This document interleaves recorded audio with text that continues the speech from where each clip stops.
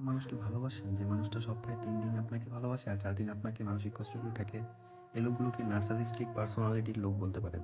নার্সাসিস্টিক personality লোকের বৈশিষ্ট্য হচ্ছে ভয়ঙ্কর রকমের চার্মিং টাইপের হয়। এরা গুছিয়ে কথা বলে, সে আপনাকে তার কথাই মোহিত করতে পারবে, স্মার্ট এবং আপনার কথা বুঝতে সক্ষম। আলাদা আলাদা বিচার করলে বুঝতে পারবেন সে বুদ্ধিমত্তা বেশ অসাধারণ।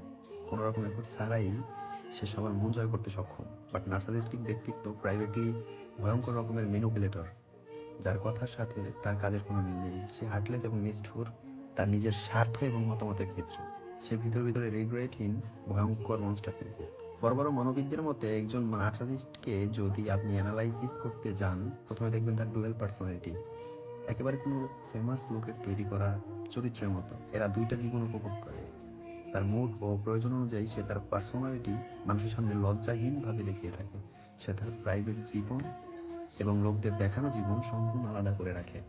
তবে অবভিয়াসলি তার তীব্র খারাপ দিকগুলোকে সে তার খুব প্রিয় মানুষগুলোকে দেখিয়ে থাকে, যে বা যারা খুব তার ক্লোজ। স্পেশালি নার্সাসিস্টদের প্রিয় মাইন্ড গেমের শিকার যারা হয়েছেন, তাদের বলবো কখনো এতটা বোকা হবেন না তাদের পার্সোনালিটি দেখে।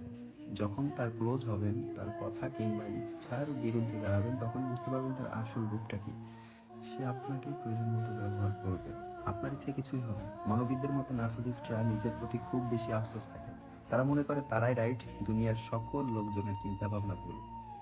আর ক্লোজ কেউ হলে তাকে তার মুড অনুযায়ী ট্রিট করবে। তারা কখনো পরিবর্তন হয় না। So be careful. ভালো থাকবেন।